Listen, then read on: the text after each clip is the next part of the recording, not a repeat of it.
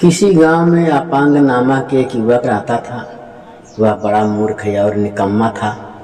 उसकी माँ उसकी मूर्खता के लिए उसे हर समय डांटती रहती थी, लेकिन उसके कान पर तक नहीं रेंगती थी। एक रात करीब 2 बजे अपांग ने कुछ लोगों को आपस में कानाफूसी करते हुए सुना। वह बिस्तर से उठकर घर के बाहर आया तो देखा तो 2 लोग जा रहे हैं। उसने चुपके से उनका पीछा करना शुरू किया। मौका देखकर उसने एक आदमी का हाथ पकड़ा और पूछा, इतनी रात को कहाँ जा रहे हैं? आदमी ने घबराकर जवाब दिया, चोरी करने। क्या तुम भी साथ चलोगे? जो कुछ मिलेगा आपस में बांट लेंगे। अपांग को चोरी क्या होती है यह कुछ भी मालूम नहीं था। फिर भी उसने सोचा कि यदि इस कार से कुछ मिल जाए तो उसकी माँ जरूर खुश हो जाएगी, माँ और नहीं डांटेगी। यह सोचकर उसने तुरंत हामी भर दी। कुछ दूर चलने के बाद एक बड़ी इमारत दिखाई दी। किसी धनवान का घर जानकर तीनों ने सेंधमारी करने का फैसला किया। सबने मिलकर घर के पिछवाड़े से दीवार को तोड़ना शुरू किया। अपांग ने अपने हिस्से का काम जल्दी ही निपटाया। थोड़ी देर में दीवार में छेद हो गई। उसमें से होकर तीनों घर के अंदर दाखिल हो गए। 2 चोर घर के चारों ओर से सामान बटोरने लगे। अपांग ने सोचा माँ को पीतल का बर्तन चाहिए, इसीलिए वह रसोई में घुसकर पीतल के बर्तन उठाने लगा। मनचाहे बर्तन मिलने से वह खुशी से झूम उठा। वह आवेश में बर्तन को बजाने लगा। बर्तन टकराने से आवाज आने लगी। रात का सन्नाटा भंग हो गया। हालात प्रतिकूल होते देखकर 2 चोर वहां से 9-2-11 हो गए। घर के मालिक और पड़ोसियों ने अपांग को दबोचा और उसकी ठीक से मरम्मत की। उसकी हड्डी पसली एक हो गई। इस मार के कारण अपांग कई दिनों तक बिस्तर पर पड़ा रहा।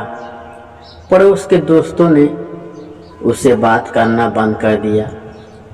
माँ ने उसका दाना पानी बंद कर दिया। अपांग ने माँ के आगे कान पकड़कर और भगवान का शपथ लेकर कहा कि आज के बाद ऐसी गलती कभी नहीं करेगा। ठीक हो जाने के बाद अपांग का चंचल मन घर में नहीं लगा। वह कुछ काम की तलाश करना चाहता था। उसने एक अमावस्या की अंधेरी रात में कुछ लोगों को उसके घर के सामने के रास्ते से गुजरते देखा। वह तुरंत उठकर उसके पास गया। देखा पहले वाले चोर हैं। उसने उनसे कहा, अरे दोस्त, आप लोग कहाँ जा रहे हैं? चोरों ने अपांग को टालने के लिए कहा, कहीं नहीं, यूं ही टहल रहे हैं। अपांग ने साथ चलने को कहा तो दोनों ने पहले वाली घटना को याद दिलाया कि किस प्रकार उसकी नासमझी के कारण वे मुसीबत में फंस गए थे। अपांग ने उनसे माफी मांगी।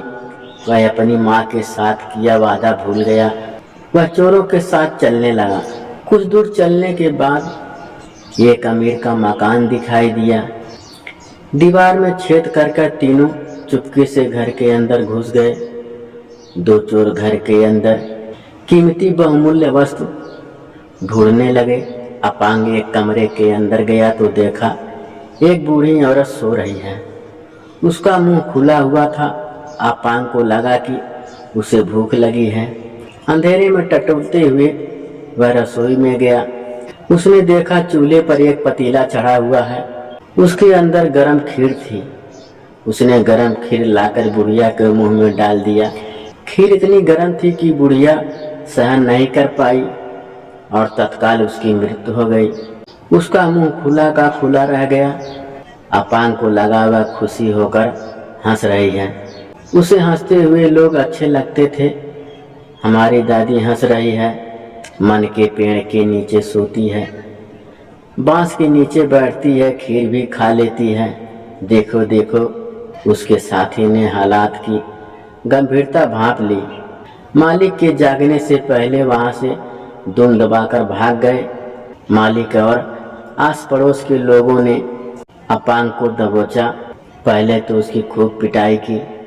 उसके बाद पंचायत बैठी। पंचायत ने उसे उम्र कैद की सजा सुनाई।